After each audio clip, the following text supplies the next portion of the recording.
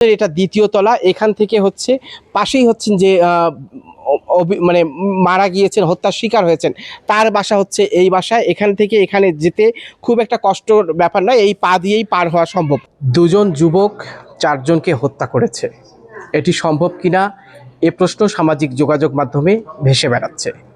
প্রশ্ন উঠেছে মামলায় শুরুতে যারা তদন্ত কার্যক্রমে এখানে এসেছিলেন, বিশেষ করে উদ্ধার কার্যক্রমে, তাদের এক পুলিশ কর্মকর্তার পরিহিত শার্টের সঙ্গে এক আসামির শার্টের মিল রয়েছে। প্রশ্ন উঠেছে মামলার শুরু থেকে, অর্থাৎ এই হত্যাকাণ্ডের পর তদন্ত কার্যক্রমে যারা যুক্ত হয়েছেন, সিআইডি পুলিশ কর্মকর্তা, মেট্রোপলিটন পুলিশের গোয়েন্দা সংস্থার যে কর্মকর্তা রয়েছেন, এই মামলার তদন্ত কর্মকর্তা যে রয়েছেন, এবং যে দুজন আসামি আটক হয়েছেন, তারা সবাই একই ধর্মাবলম্বী। এটা নিয়েও অনেকের মধ্যে প্রশ্ন উঠেছে। এরকম প্রশ্নগুলো যখন ডালপালা মেলেছে সামাজিক যোগাযোগ মাধ্যমে, যখন মিশ্র প্রতিক্রিয়া তৈরি হয়েছে, তখন অনেকেই বলছেন যে 3 তলার ছাদ থেকে দোতলার ছাদে এই যে দুজন আটক হয়েছেন তারা কিভাবে গেল, আমরা সেটি জানানোর জন্য আজ আপনাদের সাথে যুক্ত হয়েছি। এই মুহূর্তে আমি আছি রংপুর নগরীর মাছুয়াপাড়া, অর্থাৎ দাসপাড়া, যেখানে 4 জন খুন হয়েছে এবং পুলিশের পক্ষ থেকে বলা হয়েছিল যে ইয়াবা সেবনে বাধা দেওয়ার কারণে এই মাদক সেবীরা এই হত্যাকাণ্ডটি ঘটিয়েছে। তো দর্শক, আপনাদের একটু ক্যামেরায় দেখেন, আমরা যে ফুটেজ আপনাদেরকে দেখাচ্ছি, এখন যে ভবনটা দেখছেন ছাদ, সেখানে একটি টেবিল রয়েছে এবং এখানে পানির ট্যাঙ্ক রয়েছে ওইটি, এবং কয়েকটা টিন পড়ে আছে।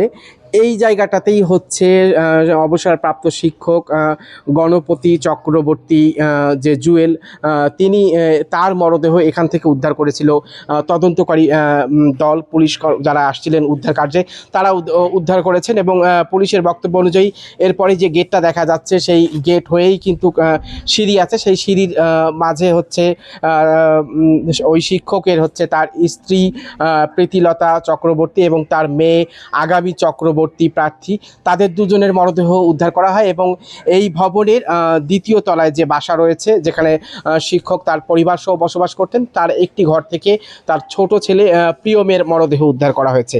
এই 4 জনের হত্যাকাণ্ড একই সঙ্গে ঘটেনি। বলা হয়েছে যে প্রথম যে হত্যাকাণ্ডটি হয়েছে সেটি শিক্ষক গণপতি চক্রবর্তী, তাকে এই ছাদে হত্যা করা হয়েছে। হত্যার পরে তাকে টিন দিয়ে ঢেকে রাখা হয় যেন কেউ দেখতে না পারে। ওই আমরা যদি একটু টিনগুলো আপনাদেরকে ক্যামেরার চোখে দেখানোর চেষ্টা করি, এই যে টিন দেখতে পাচ্ছেন, এই টিনগুলো দিয়েই কিন্তু তাকে ঢেকে রাখা হয়েছিল। এবং যেহেতু ঘটনাটা রাতের ছিল, যার কারণে বুঝতে পারেনি। এবং পরে আমরা যে দরজাটা দেখতে পাচ্ছেন, ওই দরজা দিয়েই কিন্তু সিঁড়িটা, সেইখানে দুজনের লাশ ছিল এবং নিচে, এবং প্রত্যেকটি ঘটনা একটার পর একটা ঘটানো হয়েছে বলেই গতকাল আমাদেরকে Rangpur metropolitan police commissioner press ব্রিফিংয়ে জানিয়েছেন। এবং এই যে আমি এখন যেখানে দাঁড়িয়ে আছি, এই ভবনটা হচ্ছে 3 তলা ভবন। এই ভবনের এটা দ্বিতীয় তলা। এখান থেকে হচ্ছে পাশেই হচ্ছেন যে মানে মারা গিয়েছেন, হত্যার শিকার হয়েছেন, তার বাসা হচ্ছে এই বাসায়। এখান থেকে এখানে যেতে খুব একটা কষ্টর ব্যাপার নয়, এই পা দিয়েই পার হওয়া সম্ভব। RICL TMX, যুগের পর যুগ স্থাপনা থাকে মজবুত। এখন বলা হচ্ছে যে অনেকে প্রশ্ন তুলেছেন যে সামাজিক যোগাযোগ মাধ্যমে 3 তলার ছাদ থেকে কিভাবে দোতলায় গেল, এবং লাফ দিলে তো শব্দ হওয়ার কথা ছিল। আসলেই শব্দ হওয়ার মতন এরকম কোনো পরিবেশ নয়, কারণ এই দোতলার থেকে ওই জায়গায় যাওয়াটা খুব স্বাভাবিক ব্যাপার।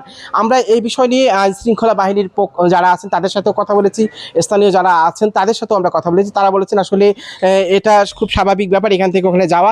এবং এই বাসায় যিনি ভাড়া থাকেন, আমরা তার সঙ্গে কথা বলেছিলাম, তিনি আমাদেরকে বলেছেন যে তিনি প্রতিদিনই যে শোয়ার সময় যে তার মূল যে প্রবেশ গেট সেটি বন্ধ রাখেন, এবং সেদিনও তাই তিনি বন্ধ রেখেছিলেন। কখন কে বা কারা কিভাবে এই বাসায় হচ্ছে দেয়াল টপকে এই সিঁড়ি হয়ে এখানে গিয়েছে সেটা তার জানা নেই। এবং তারা আসলে এই ঘটনাটি যে এখানে ঘটেছে, তারা আসলে এখনও নিজেরাও বিশ্বাস করতে পারছেন না, কারণ এরকম একটি মর্মান্তিক ঘটনা তাদের কাছেও সন্দেহজনক মনে হচ্ছে। এবং তারা বলছেন যে এই রকম একটা ঘটনার পরে যে গুঞ্জনগুলো তৈরি হয়েছে, যে মিশ্র প্রতিক্রিয়া তৈরি হয়েছে, এটা নিয়ে তারা তাদের অভিব্যক্তি ব্যক্ত করেছেন। আমরা এখানকার স্থানীয়দের সাথে কথা বলেছি, এবং পুলিশের পক্ষ থেকে যে বিষয়গুলো গতকাল সংবাদ সম্মেলনে উপস্থাপন করা হয়েছে, বিশেষ করে হচ্ছে যে এখান থেকে আলামত হিসেবে আসামি শনাক্ত করবার জন্য যে আসামিরা যে এখানে হত্যাকাণ্ডের পরে ইয়াবা সেবন করেছে, খেজুর খেয়েছিল, শশা খেয়েছে, এবং ভিকটিম যে প্রীতিলতা চক্রবর্তী, তার হাতে যে একটি চুড়ি ছিল সেই চুড়িকে তারা স্বর্ণের বালা মনে করে আগুনের মধ্য দিয়ে আসে পরীক্ষা করার চেষ্টা করেছে আসলে সেটি স্বর্ণের কিনা। এটা যখন জানার চেষ্টা করেছে এবং পুলিশ বলছেন যে এগুলো সূত্র ধরেই কিন্তু ডিএনএ টেস্টের মাধ্যমে আসামি শনাক্ত করা তাদের জন্য সহজ হয়েছে।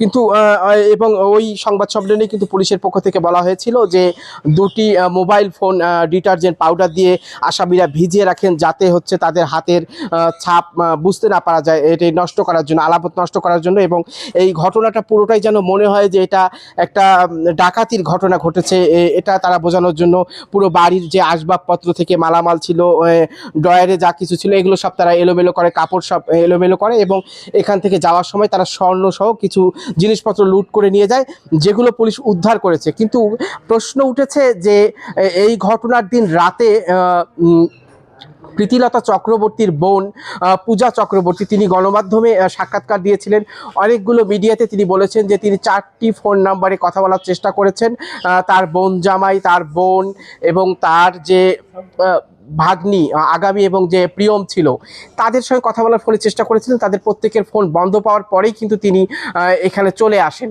যেহেতু পুলিশ কমিশনার বলেছেন যে দুটি ফোন ডিটারজেন্ট পাউডার দিয়ে ভিজে রাখা হয়েছিল আলামত নষ্ট করার জন্য। এখন সামাজিক যোগাযোগ মাধ্যমে প্রশ্ন উঠেছে যে বাকি দুটি ফোনের তাহলে অবস্থান কোথায়, বা এই দুটি ফোন পুলিশ আসলে সংগ্রহ করতে পেরেছে কিনা বা পুলিশের কাছে আছে কিনা, এটা বিষয়ে পুলিশ এখনো আমাদেরকে স্পষ্ট করেনি। এবং এই কাকতালীয়ভাবে যে মিলটা আমরা বলছিলাম সেই মিলের বিষয়ে যদি একটু বলি যে এই যে এখানে যারা শুরু থেকে মামলার যে তদন্ত কর্মকর্তা যারা এসেছিলেন, যারা লাশ উদ্ধার করেছেন, তাদের যে ধর্মীয় পরিচয়ের কথা বলা হচ্ছে যে তারা সবাই একই ধর্মের। বিশেষ করে হচ্ছে মামলা তদন্ত কর্মকর্তা মিলন চ্যাটার্জি এই মামলা যে তদন্ত করছেন তিনি, এবং যে দুজন আসামি ধরা পড়েছে সিদ্ধার্থ দাস এবং মুগ্ধ দাস, তারা দুজনও একই ধর্মের। যারা হচ্ছে এই ঘটনার শিকার হয়েছেন তারাও একই ধর্মের। এবং সিআইডির যিনি ভারপ্রাপ্ত যে ইনচার্জ রয়েছেন তিনিও একই ধর্মের। এইরকম অনেক প্রশ্ন ফেসবুকে উঠেছে, সামাজিক যোগাযোগ মাধ্যমে ছড়ানো হচ্ছে এবং বলা হচ্ছে যে পুলিশ কোনোভাবে দায় এড়িয়ে এই ধর্মের লোকদেরকেই এই দায়িত্ব দিয়ে কোনো কিছু আড়াল করার চেষ্টা করছে নিয়ে এ ধরনের প্রশ্ন রয়েছে। এবং এই বিষয়গুলোতে পুলিশের পক্ষ থেকে কোনো স্পষ্ট কিছু বলা হয়নি। তবে শার্ট নিয়ে যেভাবে সামাজিক যোগাযোগ মাধ্যমে লেখা হচ্ছে, বলা হচ্ছে, সেই জায়গায় কিন্তু শার্টের বিষয়ে আমরা পুলিশ কর্মকর্তার সঙ্গে কথা বলেছি। সে ডিবির ওই কর্মকর্তা বলেছেন যে তার মতন শার্ট আরেকজন পড়তে পারে, এটা খুবই স্বাভাবিক ঘটনা এবং এটি অস্বাভাবিক কিছু নয় তিনি বলেছেন। তবে কাকতালীয়ভাবে এগুলো মিলে যেতে পারে বলে তিনি বলেছেন। তো আসলে আরেকটি বিষয় যেটা বলা হয়েছিল যে যারা ভিকটিম, যারা হত্যার শিকার হয়েছেন তাদের মুখাবয় বা মুখ বিভৎস হয়েছে বা কোনো তরল দাহ্য পদার্থ দিয়ে ঝলসানো হয়েছে এরকম বলা হয়েছিল। কিন্তু গতকাল আমরা যখন এসব মরদেহ ময়নাতদন্ত হয়েছে, ময়নাতদন্তের পর ফরেনসিক বিভাগের যে কর্মকর্তা ছিলেন তিনি আমাদেরকে জানিয়েছিলেন যে না, আসলে কোনো এখানে দাহ্য বা তরল পদার্থের ব্যবহার হয়নি।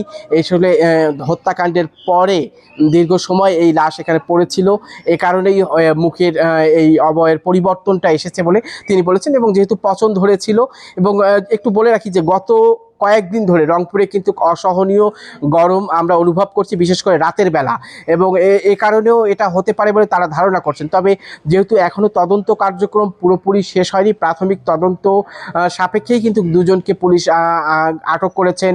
এবং পুলিশের কর্মকর্তা রংপুর মেট্রোপলিটন পুলিশ কমিশনার জনাব আব্দুল মাবুদ তিনি প্রেস ব্রিফিংয়ের মধ্যে তাদের যে স্বীকারোক্তি, প্রাথমিক জবানবন্দি ছিল, স্বীকারোক্তি ছিল, সেগুলো আসামিরা যে যা বলেছেন সেটা তিনি বলেছেন, উপস্থাপন করেছেন কীভাবে হত্যাকাণ্ড ঘটেছে সেটা। এবং আমরা গতকাল রাতে আমরা দেখেছি যে বিকেল 5টার পর থেকে রাত প্রায় 11:30টা পর্যন্ত কয়েক ঘন্টা সময় ধরে কিন্তু রংপুর মেট্রোপলিটন পুলিশ এই আসামিদেরকে আদালতে নিয়ে যায় এবং সেখানে তারা 164 ধারায় জবানবন্দি দিয়েছিল।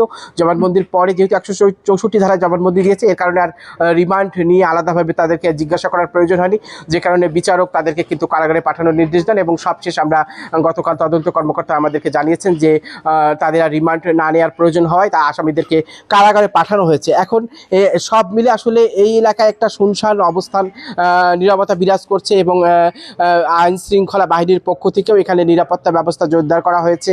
আমরা এখানে দেখেছি বেশ কয়েকজন পুলিশ এই বাড়ির আশপাশে আছেন, তারা অবস্থান করছেন। পাহাড় পাহারা দিচ্ছেন এবং এর বাহিরেও এই এলাকায় যারা হচ্ছে হত্যার শিকার হয়েছেন এবং যারা এই ঘটনার সাথে সম্পৃক্ত বলে এখন পর্যন্ত পুলিশের পক্ষ থেকে দাবি করা হচ্ছে, মুগ্ধ এবং সিদ্ধার্থ, তাদের বাড়িও কিন্তু খুব একটা দূরে নয়, পাশাপাশি। বিশেষ করে গণপতি চক্রবর্তী জুয়েল স্যার যিনি শিক্ষক, তার বাড়ির সঙ্গেই কিন্তু সিদ্ধার্থের বাসা, তার বাসা থেকে আরেকটু দূরেই হচ্ছে মুগ্ধের বাসা।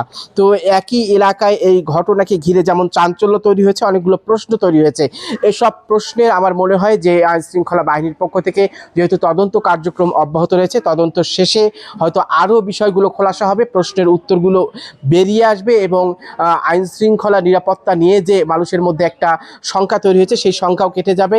এবং সাধারণ মানুষ বলছেন যে শুধু মাদককে কেন্দ্র করে যদি এরকম কোনো ঘটনা ঘটে বা মাদক সেবনে বাধা দেওয়ার কারণে এরকম ঘটনা ঘটে, তাহলে মাদকাসক্তদেরকে নিয়ন্ত্রণ করা, মাদক নির্মূল করা এবং মাদক ব্যবসায়ীদের সিন্ডিকেট ভেঙে দেওয়ার ক্ষেত্রেও পুলিশকে জোরালো ভূমিকা রাখতে হবে।